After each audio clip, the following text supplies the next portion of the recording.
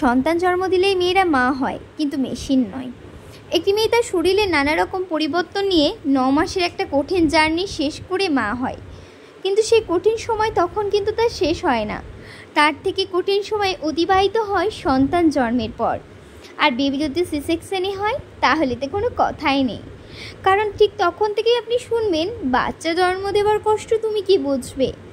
বাচ্চার তো হলো তোমার সিজারে, নর্মাল হলে না হয় বুঝতে বাচ্চা জন্মের আসল কষ্ট কী। অথচ জানেন, একজন নর্মাল ডেলিভারি হওয়া মায়ের কষ্ট একজন সিজারিয়ান মা না বুঝলেও একজন সিজারিয়ান মায়ের যে কষ্ট তা কিন্তু যাদের হয়েছে তারা জানে।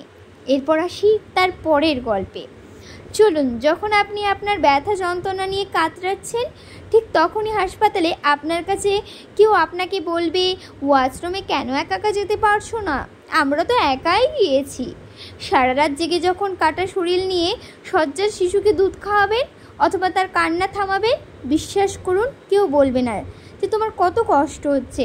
সবাই বলবে, এতে এত কষ্টের কি আছে, মা হলে এগুলো করতেই হবে।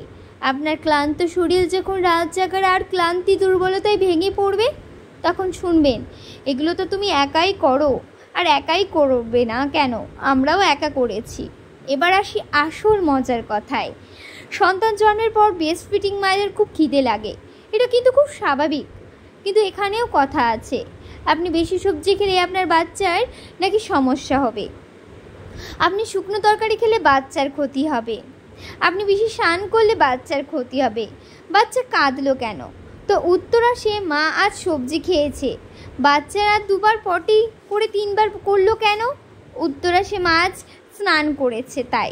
তার মানে মা কিছু খেতে পারবে না, মা স্নান করতে পারবে না, মা কম খেলে অপরাধ, মা বেশি খেলে অপরাধ, কারণ বেবি দুধ পাবে না। আর আসি অন্য কথায়, বাচ্চা জন্মদানের পর আপনি জানতে পারবেন আপনি বাদে আপনার আশেপাশে সবাই বাচ্চার পিএইচডি করে বসে আছে। যারা বিয়ে করেনি সেও আপনাকে বাচ্চা পালন করার সম্পর্কে জ্ঞান দিয়ে যাবে। মনে হবে এই দুনিয়াতে আপনি কেবল অবুঝ, আর সারা পৃথিবী বাচ্চা কাচ্চা পালন করার শিক্ষার বিদ্যালয়ে পড়াশুনো করে পিএইচডি কমপ্লিট করে এসেছেন। মা হওয়ার মতো এত সুন্দর সুখের অনুভূতি একজন মায়ের কী বা আছে, একজন মাই জানে সেই সুখটা কী। কিন্তু দিন শেষে একজন ছোট বেবির মাও মানুষ, সারাটা দিন রাত সন্তানকে বুকে করে মানুষ করছে, বুকে করে আগলে নিয়ে রাখছে, দিনের পর দিন না ঘুমিয়ে বাচ্চাকে মুখের হাসি মুগ্ধ করে সুস্থ একবার থাকবার যুদ্ধে মাও করে। তাই ছোট বাচ্চার মায়ের মানসিক সাপোর্টটা খুবই জরুরি। জানেন, বাচ্চার মাকে ভালোবাসা দেখাতে হলে প্রতিদিন 1 ঘন্টা তার সন্তানের দায়িত্ব নিন। বলুন, তুমি এবার একটু রেস্ট নাও না, আমরা তো আছি। আপনি বলেছিলেন সব মায়ের ভুক্তভোগী, তবে যারা এমন পরিস্থিতিতে পড়েছেন তারা জানে কতটা কষ্ট। তাই সব মায়েরা ভালো থাকুক সন্তানদের জন্য। জানি না কিছু ভুল বললাম কি ঠিক বললাম, ভুল বললেই সবাই আমাকে ক্ষমা করবেন। কিন্তু সত্যি বলতে একজন মায়ের অনেক কষ্ট হয়। আপনারা যখন এইসব কথাগুলো বলে তার মনটা ভেঙে দেন। যদি বাচ্চা অসুস্থ হয়ে যান, আপনারাই বলেন মায়ের জন্য অসুস্থ হয়েছে। আচ্ছা, কোনো মা কি চায় তার সন্তানকে অসুস্থ হয়ে দেখতে?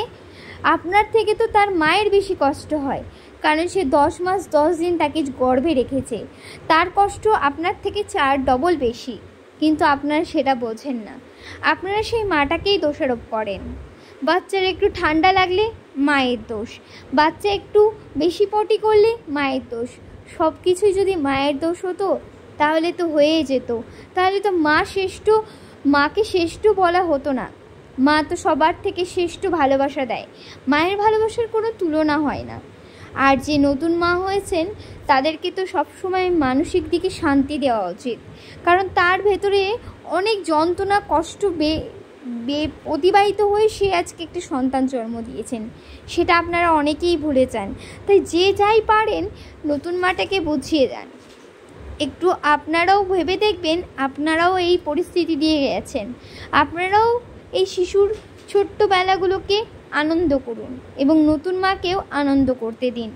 সে জানে তার সন্তানের ভালো কোনটা খারাপ কোনটা, পরিস্থিতি তাকে সব কিছু শিখিয়ে দেবে। কিভাবে তার বাচ্চাকে খাওয়াতে হবে, কিভাবে চলাতে হবে, কি করতে হবে। আপনারা শুধু গাইড করুন, তাকে দোষারোপ করবেন না। কখনো কোনো মা তার সন্তানের খারাপ চায় না।